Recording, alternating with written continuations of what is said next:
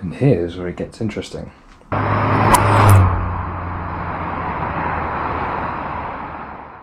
So got the crane over, I've got to set that up still and make sure it goes underneath the front okay. I've cleared up as much as possible from the engine bay, but I still need to put some towels down just to make sure it doesn't hit anything.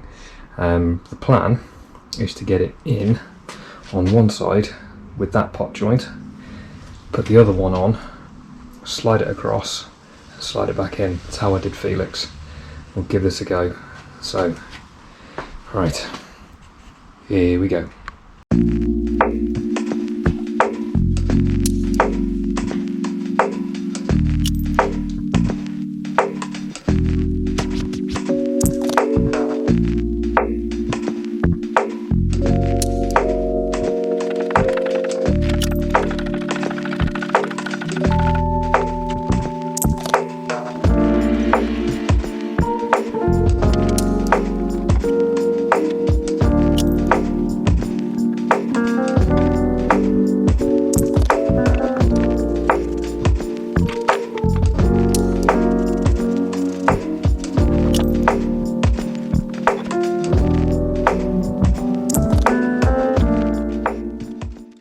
In with a bit of huff and a puff and it went in.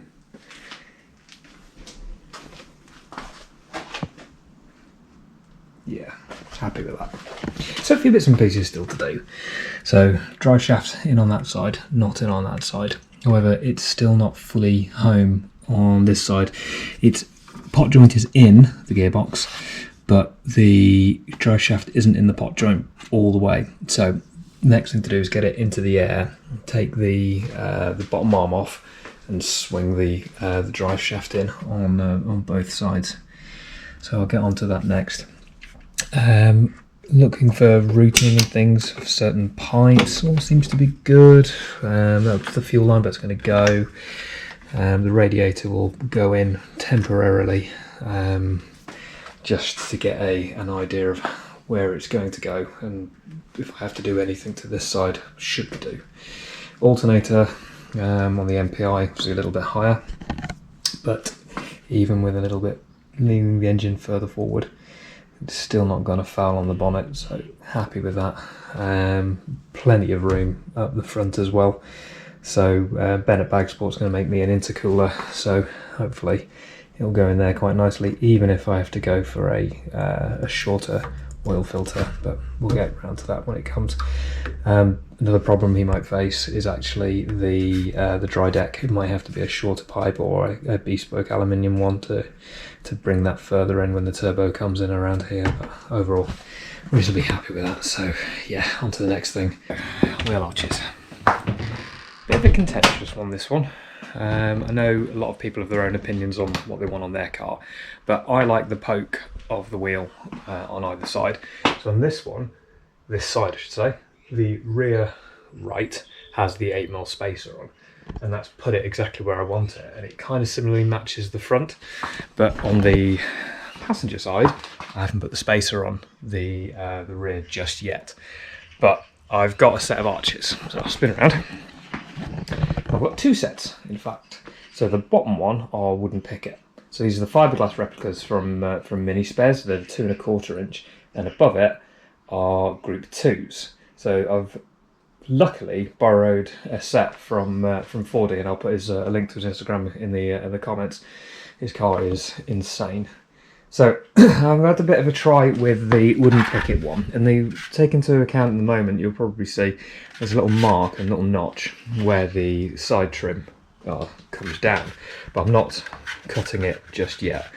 So with the front, if I just roughly put it in place, you'll see it's got a bit of a nice poke to it, but I'm just not a fan of the profile, especially down here, because you have to do some very weird fettling to get it to go in. If you look at the radius, it's sharper than the actual wing, so that would be a bit of a pain in the backside to do. And if I roughly put it in, the front doesn't match excuse me, at all, so I'm not too happy with that.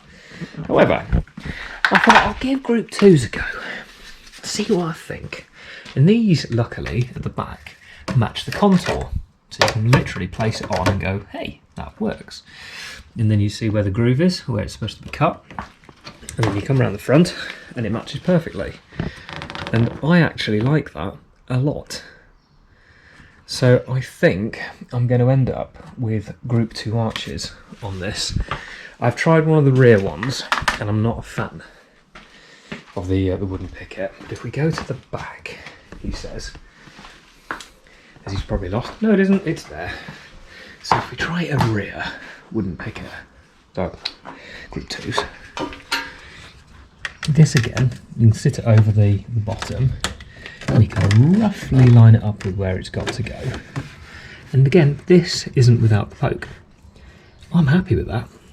I'm really happy. And I can run the rubber trim all the way down the side, up and around the arch, and then do a bit of cutting, because typically the van has a different profile at the back, which isn't going to be too difficult. Again, fiberglass, and they've got a notch there for where it should be, but I reckon I can make that work. I haven't got the passenger side, the driver's side, I've only got the passenger side. So yeah, I'll be happy with that. So I think the way forward, ladies and gents, is Group 2. So I'm going to get a set of them on order and see what I think when I get here. But the wooden picket ones, as much as I was in the mindset of thinking, hey, you know what, they'll be really good, I think it's just going to be too much work. And it's not really the style I want. Yeah, it's a bit too, I think it's a bit too wide, if I'm to be honest, and these are the narrow ones. So I'm going to get a set of Group 2s from Mini Spares, which may take about a week to get here, and then see what I think. And if so, I've got a set of wooden picket that are up for sale, if anybody's interested. Yeah. And as usual, on to the next thing. To finish off the Firewall, I've bought one of the Hawthorne Miniworks back plates. They're a small little business that started up recently, and rather than get one from Japan at a ridiculous cost, I've gone for one of these, and I'm really quite fond of it. So it does come with self-tapping screws, but what I've done is put riv nuts in. These are M4 riv nuts. In the future I'll probably go for black ones, all 6 of these, but it sits quite nicely, and there's a seal all the way around it as well to keep it weatherproof, so happy with that. And I've also run the speedo cable, because it's a nightmare to do once you start working further on. I temporarily put that on, but you know what, it can go in the bin. It has caught the manifold, so it can go in the long-term bin. So hopefully when the turbo kit's on, that'll be moved to the side, and I will put a proper piece of heat-proof sheathing down there, because it's going to be in this area, and then the inlet manifold, so if I can tuck that and hide out of the way, absolutely brilliant. Plus it's the original cable, it's a bit manky and I'm too tight to get a brand new one. Another issue that I've come across after speaking to Ben was the position of the alternator. His intercooler actually comes quite far over to the right here, and when the alternator was up on the original MPI bracket, the issue became it was too further to the left and it was way too high, so trying to get a pipe around this way was going to prove really difficult, and I don't want to make his life more difficult than it already is. So the oil filter will have to be a thinner one, and I'll have to go for a smaller alternator. The advantage of this being a side-mounted radiator is I have nothing up front. So I'm going to look to get a Denso alternator and try and mount this a little bit lower. This is only really a temporary measure at the moment, so what I did was remove the standard MPI bracketry, take it off the bolt, it was an M8, and then I just lowered it onto this one and stuck the M8 back in. So there is a bit of movement, as you can imagine, which would be good for adjustment. It won't be that much, so I'll get as tight a belt as I can on there. But the idea is either mount it here or potentially using some of the other mounting points, which there's one down here.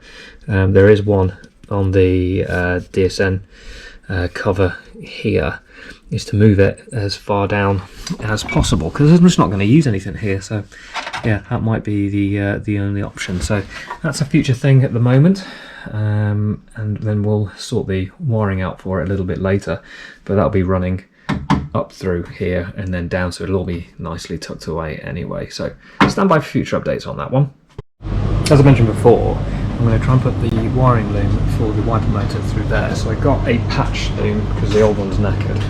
So it came with a plug and a bit of sheathing, and I put a bit of heat shrink over it, which has got some glue in to help seal it. And I got a grommet, and using a step drill, I took it down to about 6mm, and it should now go over nicely, he says, whilst trying to do this with one hand.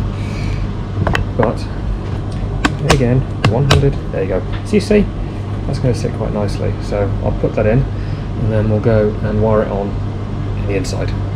So I've cut off the old loom. It wasn't looking too healthy. I don't think I can find it. Typically it'd fallen into the van and the ether of all the rest of the wiring. It's down there somewhere, doesn't matter. But the wiring is pretty good, really, in the grand scheme of things. So this is the new loom. I've done the ones that I remembered off the top of my head that matched each other, and then I've got these. So as you can see, green and red to green and red, and then that green, solid green, goes to the green and orange. So I'll finish those off, but I've done proper crimps. So I've been using open barrel crimps and the heat shrink, and I've been using my Delphi that some of you remember from when I was doing the wiring on Felix. These things is great. They're bloody expensive, but you need to invest in these. And then yeah, a bit of heat shrink over the top, so when I've finished I'll wrap it all up and put it there. So yeah, we'll crack on with that, and that'll be the end of today's wiring adventure. And by the power of YouTube, it's all done.